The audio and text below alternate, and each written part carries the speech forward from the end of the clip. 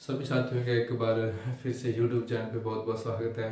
दोस्तों, आज हम बात करेंगे मौलिक अधिकारों में जो हमारा टॉपिक चला हुआ है। मौलिक संविधान में हमारा टॉपिक मौलिक अधिकार चला हुआ है, ठीक है। उसमें हम 3 अधिकार पढ़ चुके हैं ऑलरेडी। चौथा है हमारा धार्मिक स्वतंत्रता का अधिकार, ठीक है। आज इसी के बारे में थोड़ा डिस्कस करेंगे और उसको समझने की कोशिश करेंगे, ठीक है। धार्मिक स्वतंत्रता, दोस्तों धर्म से संबंधित स्वतंत्रता हमें कहाँ मिली है, किस अनुच्छेद के तहत मिली है, उसी के बारे में चर्चा करेंगे। तो सबसे पहले देख लेते हैं दोस्तों, 25 से 28 अनुच्छेद में दोस्तों हमें धार्मिक स्वतंत्रता के बारे में पता चलता है, ठीक है। डायरेक्ट प्रश्न यही आ सकता है कि धार्मिक स्वतंत्रता के बारे में हमें कहाँ पर जानकारी मिलती है या किस अनुच्छेद के तहत जानकारी मिलती है। 25 से 28 अनुच्छेद, ठीक है। तो आइए दोस्तों इनको एक एक करके समझते हैं। सबसे पहले है अनुच्छेद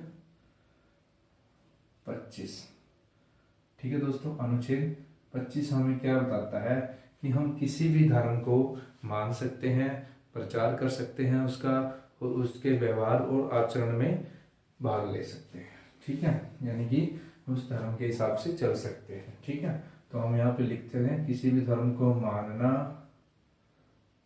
आचरण करना और उसका प्रचार करना, या फिर किसी भी धर्म का प्रचार करना। ये बात हमें कहाँ पर मिलती है, ये स्वतंत्रता 25 अनुच्छेद के तहत, ठीक है। ये सभी स्वतंत्रता है दोस्तों हमारी कि हम किसी भी धर्म को क्या है मान सकते हैं, ठीक है। उसका आसानी से प्रचार कर सकते हैं, उस धर्म के साथ हम चल सकते हैं, ठीक है। उसके बाद बात करते हैं दोस्तों अनुच्छेद 26। अनुच्छेद 26 हमें क्या बताता है दोस्तों कि जो धर्म हमने माना है उसके धार्मिक मामलों के प्रबंध की स्वतंत्रता, प्रबंध की स्वतंत्रता, यानी कि हम अपने धार्मिक मामलों में मैनेजमेंट कर सकते हैं, सुधार कर सकते हैं, कोई कार्य करवा सकते हैं। जैसे कि बड़ी बड़ी संस्था होती हैं, हर एक धर्म की क्या है संस्थाएं हैं, ठीक है। तो वो सभी किसके अंतर्गत आती हैं, अनुच्छेद 26 के तहत, ठीक है। ये हमें स्वतंत्रता है, ठीक है। बात करते हैं दोस्तों अनुच्छेद 27।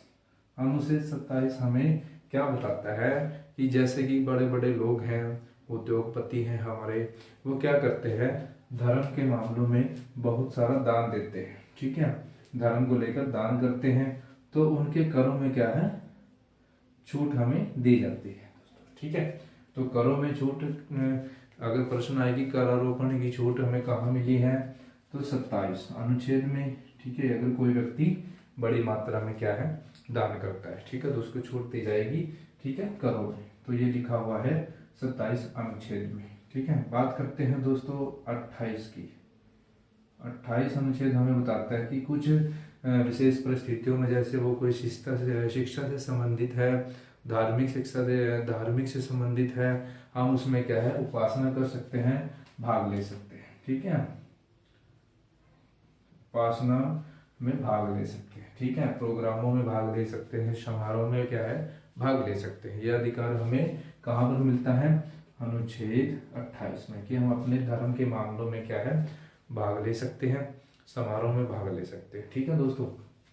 तो 25 से 28 अनुच्छेद दोस्तों आप इसको एक स्टेटमेंट की तरह याद रख सकते हैं। जैसे कि कोई व्यक्ति है 25 साल का हुआ, अपना धर्म माना उसने, उसके बाद उसने अपने धर्म के मामलों में मैनेजमेंट करवाई, भाग लिया, संस्थाएं बनवाई, बहुत सारा पैसा दिया, सरकार ने उसको छूट दी, उसके बाद क्या है उसने अपने धर्म के समारोह में भाग लिया, ठीक है। तो आप इसको एक सीरियल वाइज भी याद रख सकते हैं, ठीक है। नेक्स्ट वीडियो में मिलेंगे दोस्तों, आज के लिए इतना ही बहुत है। आप इसको याद रख सकते हैं स्टोरी के माध्यम से, अपने माइंड में कुछ भी स्टोरी क्रिएट करके आपको याद होना चाहिए, ठीक है। डायरेक्ट क्वेश्चन आपको यही मिलेंगे कि बताइए करों में छूट किस अनुच्छेद में इसका वर्णन मिलता है, ठीक है। किसी धर्म को मानना, प्रचार करना किस अनुच्छेद की विशेषता है, ठीक है।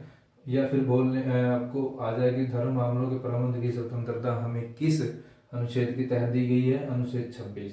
या फिर धार्मिक स्वतंत्रता का अधिकार हमें किस अनुच्छेद के तहत मिला है।